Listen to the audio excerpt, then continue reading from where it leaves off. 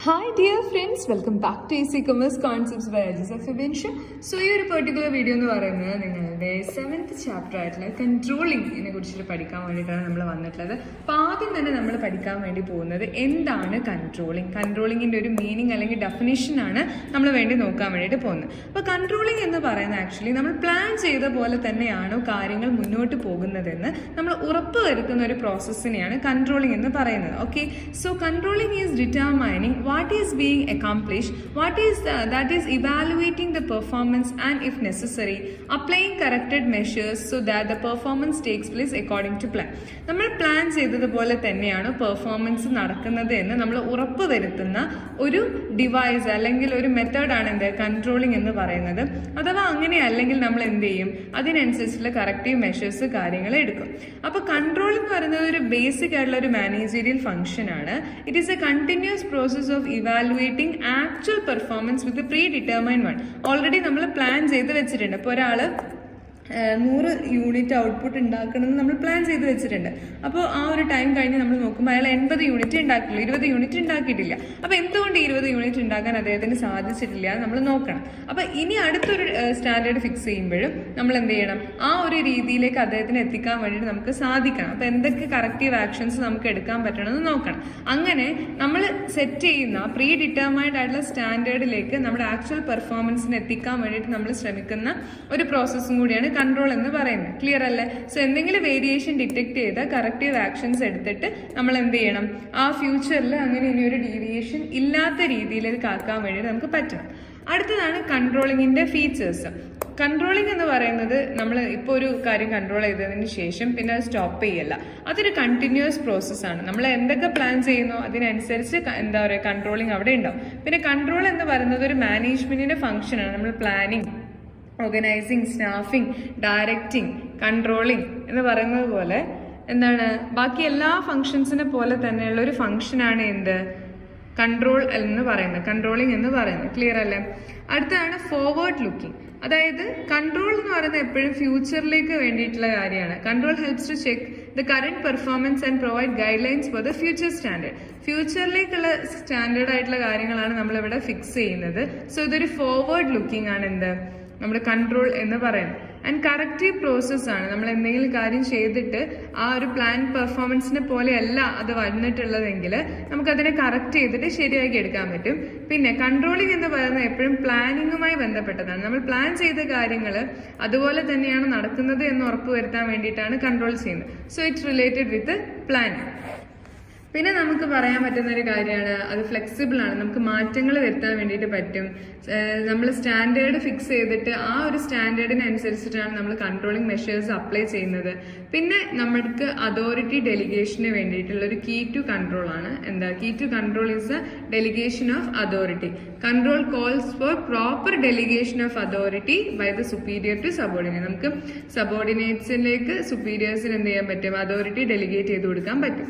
അടുത്താണ് importance of control. ഒരു സ്ഥാപനത്തിൽ കൺട്രോളിങ് എന്തോരം ഇമ്പോർട്ടന്റ് ആണെന്ന് വെച്ചാൽ നമുക്ക് എന്താ പറയുക ഒരു എഫക്റ്റീവ് ആയ ഒരു കാര്യങ്ങളെ എക്സിക്യൂട്ട് ചെയ്യാൻ വേണ്ടി നമ്മളെ ഒബ്ജക്റ്റീവ്സുകളെല്ലാം ഡിഫറെന്റ് ഒബ്ജക്റ്റീവ്സ് ആയിരിക്കും നമുക്കൊരു സ്ഥാപനത്തിൽ അച്ചീവ് ചെയ്യാനുണ്ട്. അപ്പോൾ plans are prepared and implemented to achieve the goals. നമ്മൾ സ്ഥാപനത്തിൽ ഓരോ പ്ലാൻ ഉണ്ടാക്കുന്നതും ആ ഗോൾസ് അച്ചീവ് ചെയ്യാൻ വേണ്ടിയിട്ടാണ്. So the actually is compared with the plan and the deviation is correct. അപ്പോൾ ഈ രീതിയിൽ നമുക്ക് എന്ത് ചെയ്യാൻ പറ്റും, നല്ല എഫക്റ്റീവ് ആയിട്ടുള്ള ഒരു എക്സിക്യൂഷൻ ഉണ്ടാക്കാൻ പറ്റും.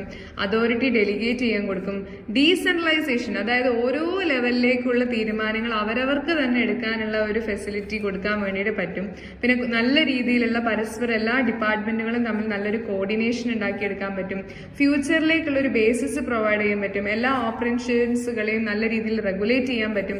മാനേജ്മെന്റിന്റെ വീക്ക്നെസ് എല്ലാം പെട്ടെന്ന് കണ്ടുപിടിച്ച് അതൊക്കെ റെക്ടിഫൈ എടുക്കാൻ വേണ്ടിയിട്ട് സാധിക്കും. പിന്നെ point out weakness of management and efficiency, അതായത് നമ്മുടെ സ്ഥാപനം ഏത് രീതിയിലാണ് വർക്ക് ചെയ്യുന്നത്, എന്തോരം എഫിഷ്യന്റ് ആണ്, കാര്യക്ഷമതയുണ്ട്, എവിടെയൊക്കെയാണ് ലാക്ക് ഓഫ് എഫിഷ്യൻസി ഉള്ളതെന്നൊക്കെ കണ്ടുപിടിക്കാൻ പറ്റും.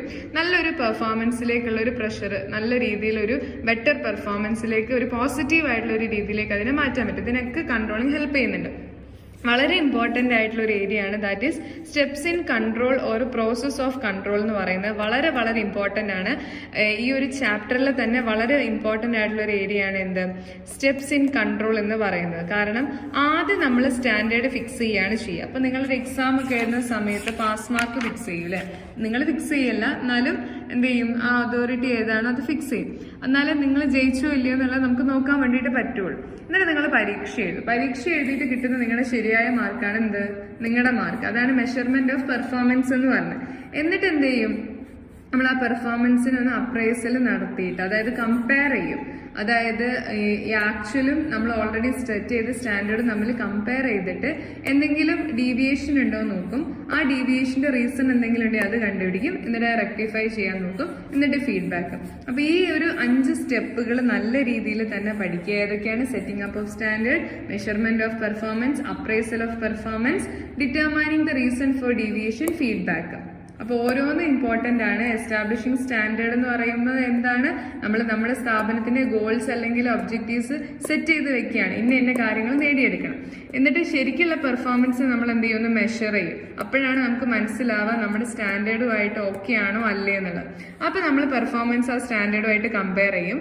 കമ്പയർ ചെയ്യുമ്പോൾ നമുക്ക് ചിലപ്പോൾ കുറവായിരിക്കും ആക്ച്വൽ പെർഫോമൻസ്, ചിലപ്പോൾ കൂടുതലായിരിക്കും. അപ്പോൾ കുറവാണെങ്കിൽ എന്ത് ചെയ്യണം, നമ്മൾ അതിന് കറക്റ്റീവ് ആക്ഷൻസ് കാര്യങ്ങൾ എടുക്കണം, പ്രോപ്പറായിട്ടുള്ള ഫീഡ്ബാക്ക് പ്രൊവൈഡ് ചെയ്യണം. പിന്നെ എന്തിനു വേണ്ടിയിട്ടാണ് കൺട്രോൾ ചെയ്യുന്നതെന്ന് ചോദിച്ചു കഴിഞ്ഞാൽ to ensure the work progress as planned. നമ്മൾ പ്ലാൻ ചെയ്തതുപോലെ തന്നെ കാര്യങ്ങൾ വർക്ക് പ്രോഗ്രസ്സിൽ, അതായത് നല്ല രീതിയിൽ മുന്നോട്ട് പോകുന്നുണ്ടെന്ന് ഉറപ്പ് വരുത്താൻ. ഡീവിയേഷൻസ്, അതായത് വ്യത്യാസങ്ങൾ, സ്റ്റാൻഡേർഡും പ്ലാൻഡും തമ്മിൽ എന്തെങ്കിലും വ്യത്യാസം ഉണ്ടെങ്കിൽ അത് നമുക്ക് പെട്ടെന്ന് ഡിറ്റക്ട് ചെയ്ത് കണ്ടുപിടിക്കാൻ പറ്റും. നമ്മുടെ സ്ഥാപനത്തിന്റെ എഫിഷ്യൻസി നമുക്ക് എവാലുവേറ്റ് ചെയ്യാൻ പറ്റും. To make sure that all activities are perform according to the predetermined plans. നമ്മൾ പ്രീ ഡിറ്റർമൈൻ ചെയ്തിട്ടുള്ള, നമ്മൾ മുൻകൂട്ടി നിശ്ചയിച്ച പ്ലാൻ പ്രകാരം തന്നെയാണ് സ്ഥാപനത്തിൽ ഓരോ കാര്യങ്ങളും മുന്നോട്ട് പോകുന്നതെന്ന് ഉറപ്പുവരുത്താൻ പറ്റും. Revise the plans on the basis of deviation occurred.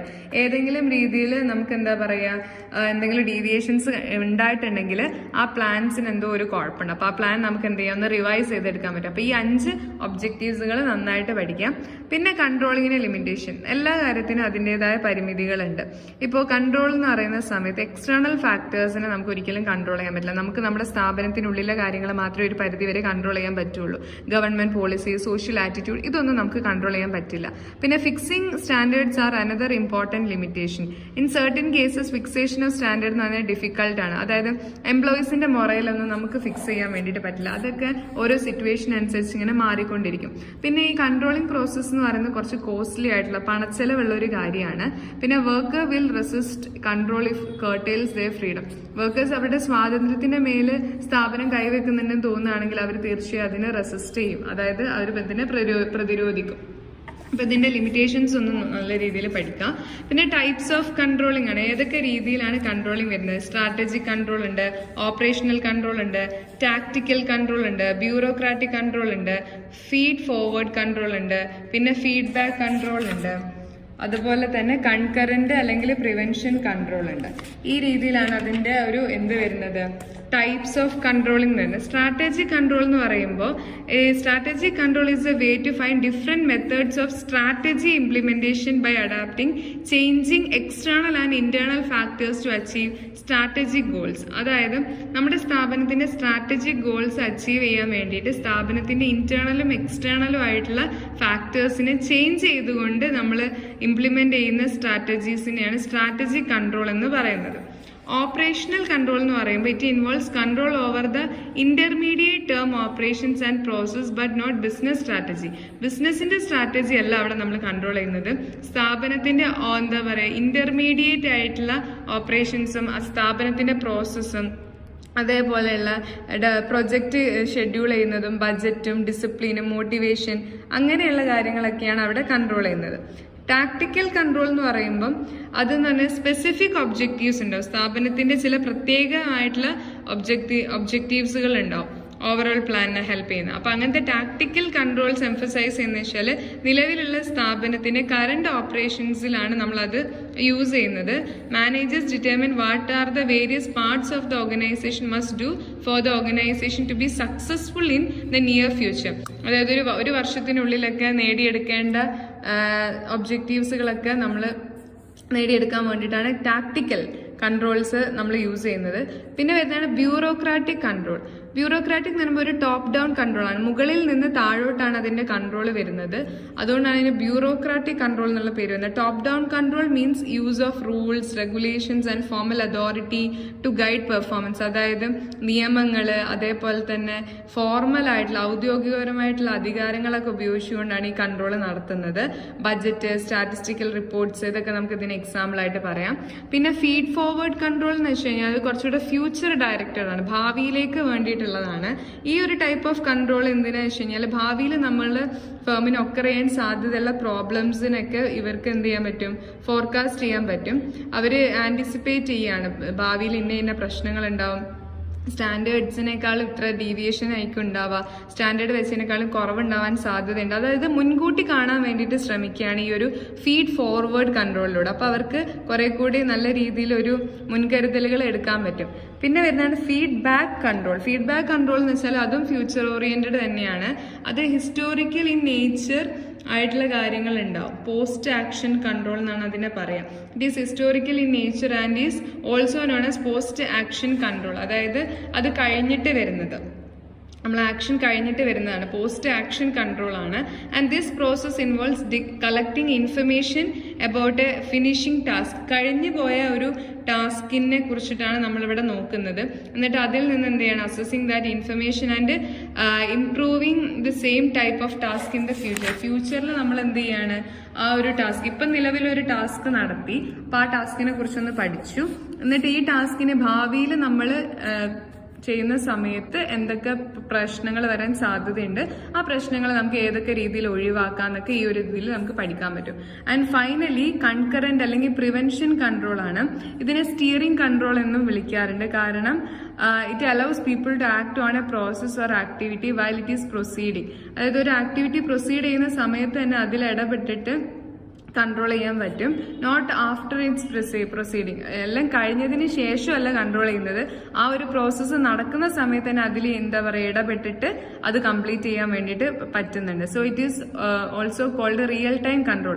ഒരു കാര്യം നടന്നുകൊണ്ടിരിക്കുന്ന സമയത്ത് തന്നെ അതിലെന്തെങ്കിലും പാകപ്പിഴ കണ്ടു കഴിഞ്ഞാൽ അതിൽ നമ്മൾ എന്ത് ചെയ്യാണ്, ഇടപെട്ടിട്ട് ആ ഒരു പ്രശ്നം പരിഹരിക്കാൻ വേണ്ടിയിട്ട് നോക്കുകയാണ്. അതിനൊക്കെ വേണ്ടി യൂസ് ചെയ്യുന്നതാണ് കൺട്രോൾ ചാർട്ട്. അങ്ങനെ 7 ടൈപ്സ് ഓഫ് കൺട്രോൾ ആണുള്ളത്. പിന്നെ കൺട്രോൾ ടെക്നിക്സ് നോക്കുകയാണെങ്കിൽ വളരെ ഇമ്പോർട്ടൻ്റ് ആണ്. അതിൽ വരുന്നതാണ് ബജറ്ററി കൺട്രോള്, അതേപോലെ തന്നെ വരുന്നതാണ് ഫോർ എക്സാമ്പിൾ ബജറ്ററി കൺട്രോൾ ആണ് മെയിനായിട്ട് നമുക്ക് പഠിക്കാനുള്ളത്. അതിൽ തന്നെ ബജറ്ററി കൺട്രോളിന്റെ എഫിഷ്യൻസി നോക്കുന്നുണ്ട്, അതേപോലെ തന്നെ benefits of budgetary control system. പിന്നെ വരുന്നതാണ് കോസ്റ്റ് കൺട്രോൾ വരുന്നുണ്ട്. കോസ്റ്റ് കൺട്രോളിൽ തന്നെ നമുക്ക് നോക്കുകയാണെങ്കിൽ അതിൽ വരുന്ന കോസ്റ്റ് അനാലിസിസ് ഉണ്ട്, കോസ്റ്റ് അക്കൗണ്ടിങ് ഉണ്ട്, break even analysis, standard costing, financial control വരുന്നുണ്ട് മൂന്നാമതായിട്ട്. പിന്നെ ഫിനാൻഷ്യൽ റേഷ്യോ അനാലിസിസ് അതിൽ വരുന്നുണ്ട്. മോഡേൺ മെത്തേഡ്സിൽ വരുന്നതാണ് മാനേജ്മെന്റ് ഓഡിറ്റ്, പെർട്ടൊക്കെ വളരെ ഇമ്പോർട്ടൻ്റ് ആണ്, programme evaluation and review technique. പിന്നെ CPM ക്രിട്ടിക്കൽ പാത്ത് മെത്തേഡ്. പിന്നെ ഇൻഫർമേഷൻ കൺട്രോളും ക്വാളിറ്റി കൺട്രോൾ ടെക്നിക്സും. ഇത്രയും കാര്യങ്ങളാണ് അതിൽ വരുന്നത്. 5 എണ്ണാണ് മെയിനായിട്ട് വരുന്നത്.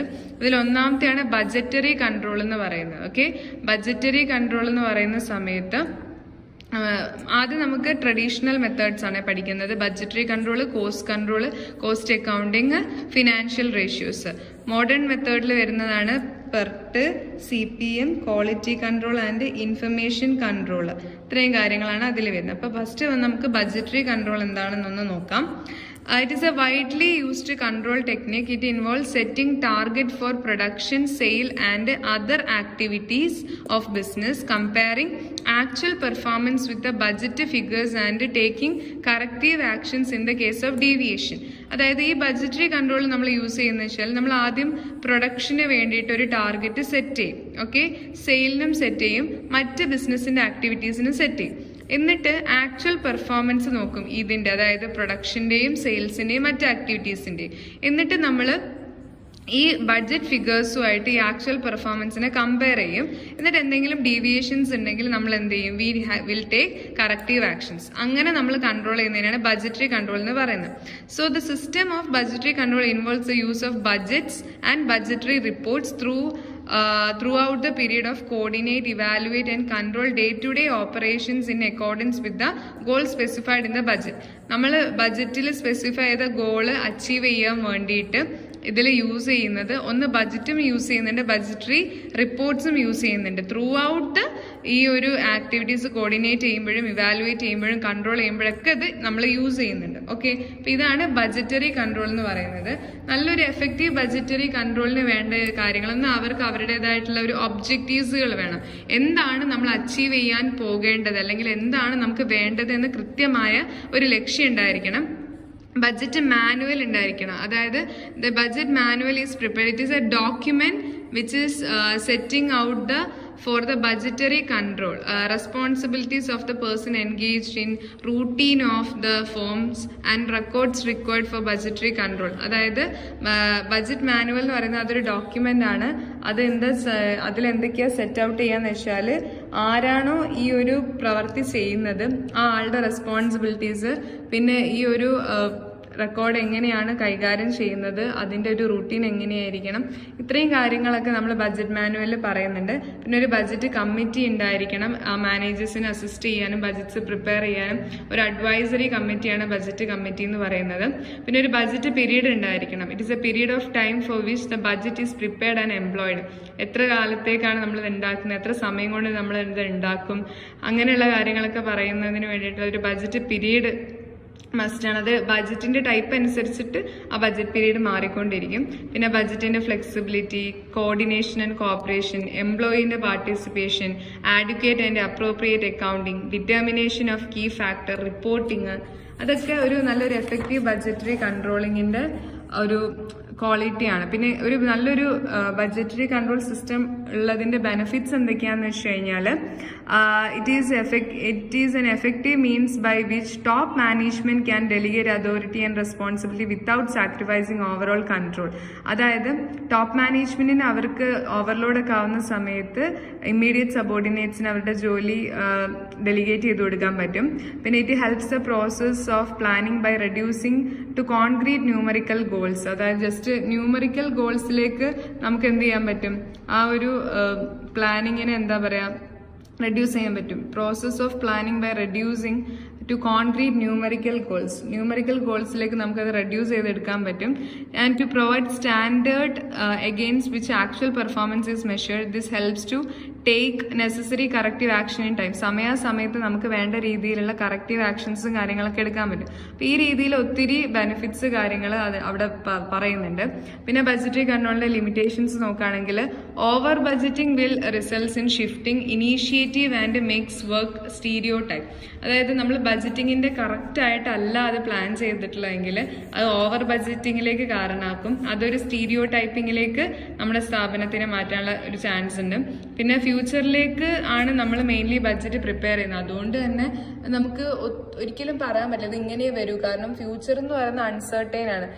നമ്മൾ പ്രതീക്ഷിക്കുന്ന പോലെ തന്നെ എപ്പോഴും ആയിക്കൊള്ളണമെന്ന് ഒരു നിർബന്ധവുമില്ല. അപ്പൊ നമ്മൾ ഫ്യൂച്ചറിലേക്ക് നമ്മൾ പ്രിപ്പയർ ചെയ്യുന്ന ഈ ഒരു ബഡ്ജറ്റ് എപ്പോഴും കറക്റ്റ് ആയിക്കൊള്ളണം ഒരു നിർബന്ധമില്ല. പിന്നെ ബഡ്ജറ്റിംഗ് എന്ന് പറയുന്നത് ഒരു ടൈം കൺസ്യൂമിങ് ആയിട്ടുള്ള ഒരു കാര്യമാണ്. പിന്നെ it is only tool for management, not a substitute for management. ഇത് മാനേജ്മെന്റിന്റെ ടൂള് മാത്രമാണ്, അല്ലാണ്ട് മാനേജ്മെന്റിന് പകരം ഒരു സബ്സ്റ്റിറ്റ്യൂട്ട് ആയിട്ട് യൂസ് ചെയ്യാൻ പറ്റുന്ന ഒരു കാര്യമല്ല. അപ്പൊ ഇത്രയാണ് നമ്മൾ ബഡ്ജറ്ററി കൺട്രോളിനെ കുറിച്ച് പറയുന്നത്. പിന്നെ കോസ്റ്റ് കൺട്രോൾ എന്ന് വെച്ച് കഴിഞ്ഞാൽ ഒരു സ്ഥാപനത്തിന്റെ ബിസിനസ്സിന് ഉണ്ടാവുന്ന എക്സ്പെൻഡിച്ചർ അത് നമുക്ക് മാക്സിമം എങ്ങനെയൊക്കെ കുറയ്ക്കാൻ പറ്റും എന്നതാണ് ഇതിൽ നമ്മൾ നോക്കുന്നത്. അതൊരു പ്രോസസ്സാണ്. എങ്ങനെ എക്സ്പെൻഡിച്ചർ നമ്മൾ ലിമിറ്റ് ചെയ്യാണ്. പ്രൊഡക്ഷന്റെയും ഡിസ്ട്രിബ്യൂഷന്റെയും മറ്റു കാര്യങ്ങളുമായി ബന്ധപ്പെട്ട് നമ്മുടെ സ്ഥാപനത്തിന് ഉണ്ടാവുന്ന കോസ്റ്റ് ഒരു പരിധി വരെ കുറച്ചുകൊണ്ട് സ്ഥാപനത്തിന്റെ ഒരു പ്രോഫിറ്റ് മേക്കിംഗ് കൂട്ടാനാണ് നമ്മളിവിടെ മെയിനായിട്ട് നോക്കുന്നത്. അപ്പൊ ഇതിന് വേണ്ടിയിട്ട് നമ്മൾ യൂസ് ചെയ്യുന്ന ടെക്നിക്സ് ആണ് cost analysis, cost accounting, break even analysis, അതുപോലെ തന്നെ ബഡ്ജറ്ററി കൺട്രോള്, സ്റ്റാൻഡേർഡ് കോസ്റ്റിംഗ് ഒക്കെ അതിലാണ് നമ്മൾ യൂസ് ചെയ്യുന്നത്. ഓക്കെ, സോ കോസ്റ്റ് അനാലിസിസ് ആണെങ്കിലും കോസ്റ്റ് അക്കൗണ്ടിങ് ആണെങ്കിലും ബ്രേക്ക് ഈവൻ അനാലിസിസ് ആണെങ്കിലും സ്റ്റാൻഡേർഡ് കോസ്റ്റിംഗ് ആണെങ്കിലൊക്കെ തന്നെ നമ്മൾ ഈ ഒരു കോസ്റ്റ് കൺട്രോളിന് വേണ്ടി യൂസ് ചെയ്യുന്ന ടെക്നിക്കുകളാണെന്നൊന്ന് മനസ്സിലാക്കി വെക്കാം.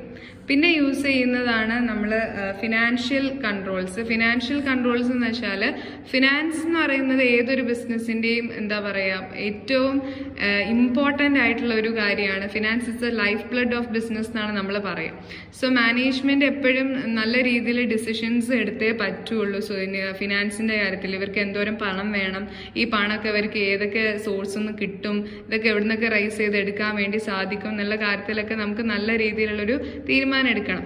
സോ മേ ബി അവർ ഷെയർസ് ഇഷ്യൂ ചെയ്തിട്ടായിരിക്കാം, അല്ലെങ്കിൽ ഡിബഞ്ചേഴ്സ് ഇഷ്യൂ ചെയ്തിട്ടായിരിക്കാം, അല്ലെങ്കിൽ ഫൈനാൻഷ്യൽ ഇൻസ്റ്റിറ്റ്യൂഷന് ലോൺ എടുത്തിട്ടായിരിക്കാം. അപ്പോൾ number of techniques are use to control financial ആക്ടിവിറ്റീസിനെ നമ്മൾ കൺട്രോൾ ചെയ്യാൻ ഒത്തിരി എന്താ പറയുക ടെക്നിക്സ് യൂസ് ചെയ്യുന്നത്. അതിൽ വരുന്നതാണ് കമ്പാരേറ്റീവ് ഫിനാൻഷ്യൽ സ്റ്റേറ്റ്മെൻറ്റും ഫിനാൻഷ്യൽ റേഷ്യോസ് ഒക്കെ നമ്മൾ അതിൽ യൂസ് ചെയ്യുന്ന ടെക്നിക്കുകളാണ്. പിന്നെ നമ്മൾ നോക്കുന്നത് മോഡേൺ മെത്തേഡ്സ് ആണ്. മോഡേൺ മെത്തേഡ് എന്ന് പറയുമ്പോൾ അതിൽ മാനേജ്മെന്റ് ഓഡിറ്റ് വരുന്നുണ്ട്, പേർട്ട് വരുന്നുണ്ട്, CPM വരുന്നുണ്ട്, പിന്നെ വരുന്നതാണ് ഇൻഫർമേഷൻ കൺട്രോളും ക്വാളിറ്റി കൺട്രോൾ ടെക്നിക്സും.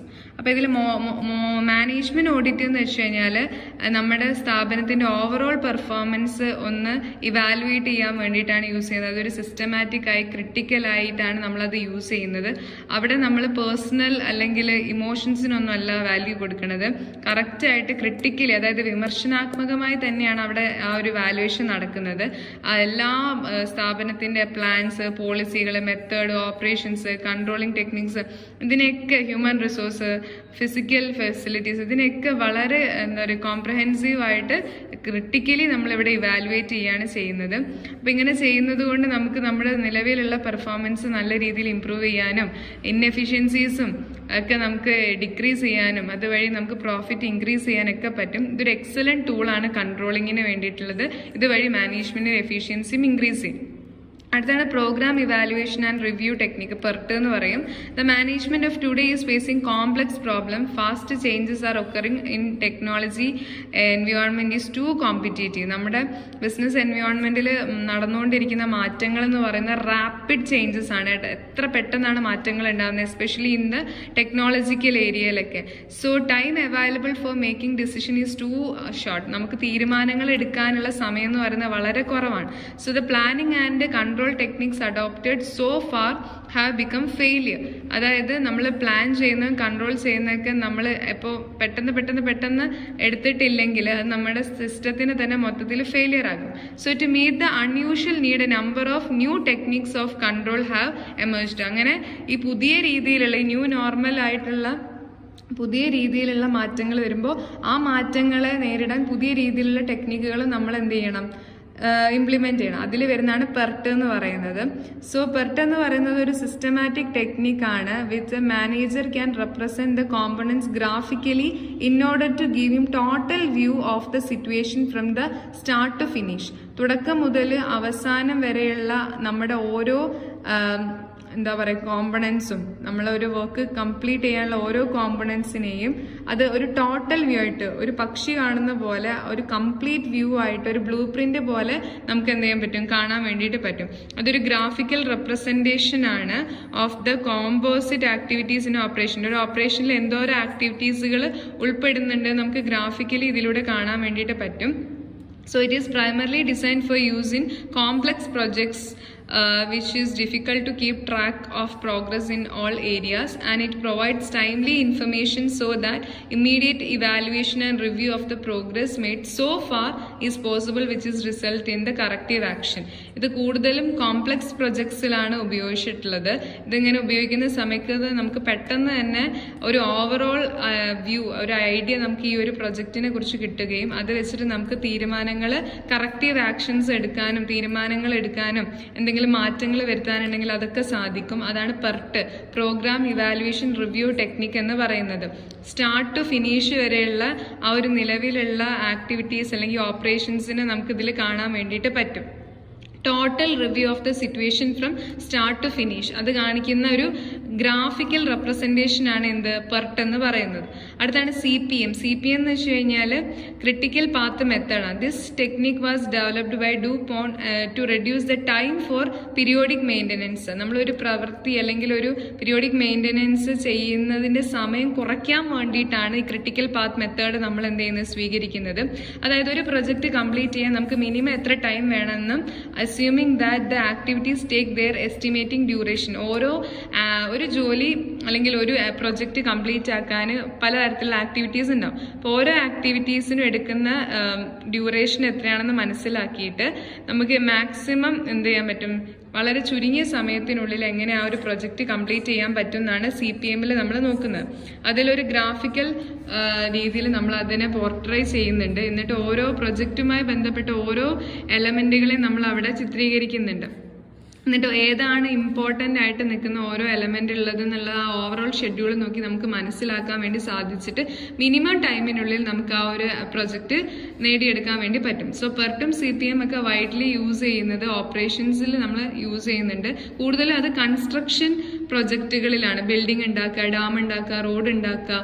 അപ്പോഴാണ് നമുക്ക് ഏത് രീതിയിൽ ചെയ്താലാണ് ഏറ്റവും ചുരുങ്ങിയ സമയത്തിനുള്ളിൽ ഏറ്റവും മികച്ച രീതിയിൽ ഈ ഒരു പ്രൊജക്റ്റ് ചെയ്യാൻ പറ്റുകയെന്ന് അറിയാൻ വേണ്ടി സാധിക്കും. So PERT establishes the environment where sound control technique may be appreciated and used. PERT നമ്മൾ എസ്റ്റാബ്ലിഷ് ചെയ്യുന്നത് കൂടുതലും എവിടെയാണോ നമുക്ക് നല്ല രീതിയിൽ കൺട്രോൾ ടെക്നിക്സ് യൂസ് ചെയ്യേണ്ടത് അവിടെയാണ് ഇത് കൂടുതലും ഉപയോഗിക്കുന്നത്. പിന്നെ വരുന്നത് ഇൻഫർമേഷൻ കൺട്രോൾ ആണ്. Information control is required to flow of right information to right person. ശരിയായ വ്യക്തികളിൽ നിന്ന് ശരിയായ ഇൻഫർമേഷൻസ് നമുക്ക് കളക്ട് ചെയ്യാനും ശരിയായ വ്യക്തികളിലേക്ക് ശരിയായ ഇൻഫർമേഷൻസ് കൊടുക്കാനും ഇതിലൂടെ സാധിക്കുന്നുണ്ട്. പിന്നെ ക്വാളിറ്റി കൺട്രോൾ ടെക്നിക് എന്ന് വെച്ചാൽ രണ്ട് രീതിയിലൂടെ ചെയ്യാം. ഇൻസ്പെക്ഷനും ഉണ്ട്, സ്റ്റാറ്റിസ്റ്റിക്കൽ ക്വാളിറ്റി കൺട്രോളും ഉണ്ട്. ക്വാളിറ്റി കൺട്രോൾ ടെക്നിക് എന്ന് പറയുമ്പോൾ it is N industrial QCT. Okay, it is an industrial managerial technique or a group technique by means of which product of uniform quality are manufacture. അതായത് product എന്ന് പറയുമ്പം ഒരു product same product തന്നെ ഒന്നിന് നല്ല quality, same വേറൊരു പ്രൊഡക്റ്റിന് മോശം ആയിട്ടുള്ളതാണ് അത് പ്രൊഡ്യൂസ് ചെയ്യുന്നത്, നമുക്ക് ഒരിക്കലും ക്വാളിറ്റി ഉണ്ടെന്ന് പറയാൻ പറ്റില്ല. യൂണിഫോമിറ്റി ഉണ്ടായിരിക്കണം. നമ്മുടെ പ്രൊഡക്റ്റ് അത് ഏത് പ്രൊഡക്റ്റ് എടുത്തു കഴിഞ്ഞാലും അതിന് എന്ത് ചെയ്യണം, മാനുഫാക്ചർ ചെയ്യുന്ന എല്ലാ പ്രൊഡക്ട്സിനും സെയിം, അതാണ് യൂണിഫോം എന്ന് പറയുന്നത്. ക്വാളിറ്റി, ഗുണമേന്മ ഒരുപോലെ ആയിരിക്കണം. ക്വാളിറ്റി കൺട്രോൾ എന്ന് പറയുന്നത് ഒരു സ്ഥാപനത്തിന്റെ വിജയത്തിന് അല്ലെങ്കിൽ മാനേജ്മെന്റ് കൺട്രോളിന്റെ ഒരു ഇന്റഗ്രൽ ആയിട്ടുള്ള പെർമനന്റ് ആയിട്ടുള്ള ഒരു പാർട്ടാണ്. അതിൽ വരുന്നതാണ് ഇൻസ്പെക്ഷനും സ്റ്റാറ്റിസ്റ്റിക്കൽ ക്വാളിറ്റി കൺട്രോൾ. ഇതിലെന്താണ്, പ്രൊഡക്ട്സ് നമുക്ക് ചെക്ക് ചെയ്യാൻ പറ്റും, സ്റ്റാൻഡർഡൈസ്ഡ് ആയിട്ടാണോ അതെല്ലാം ഉണ്ടാക്കിയിട്ടുള്ളത് ഒരുപോലെയാണോ എന്ന് നമുക്ക് ചെക്ക് ചെയ്യാൻ പറ്റും. പിന്നെ സ്റ്റാറ്റിസ്റ്റിക്കൽ ക്വാളിറ്റി കൺട്രോൾ എന്ന് പറയുമ്പോൾ it is a procedure for the control of the quality of the products by the application of the theory of probability of the results of examination of sample. നമ്മുടെ products ഒക്കെ ഇപ്പോൾ ഒരു set എടുത്തു കഴിഞ്ഞാൽ അതിലുള്ള എല്ലാ പ്രൊഡക്ട്സും ഒരുപോലെ തന്നെയാണോ നമുക്ക് എന്ത് ചെയ്യാൻ പറ്റും, ഇതിലൂടെ ചെക്ക് ചെയ്യാൻ പറ്റും. അപ്പം ഇത്രയും കാര്യങ്ങളാണ് നിങ്ങൾ മെയിനായിട്ട് ഈ ഒരു ചാപ്റ്ററിൽ നിന്ന് പഠിക്കേണ്ടത്. നല്ല രീതിയിൽ പഠിക്കുക. എല്ലാവർക്കും നല്ല വിജയം ഉണ്ടാവട്ടെ. Wish you all the very success.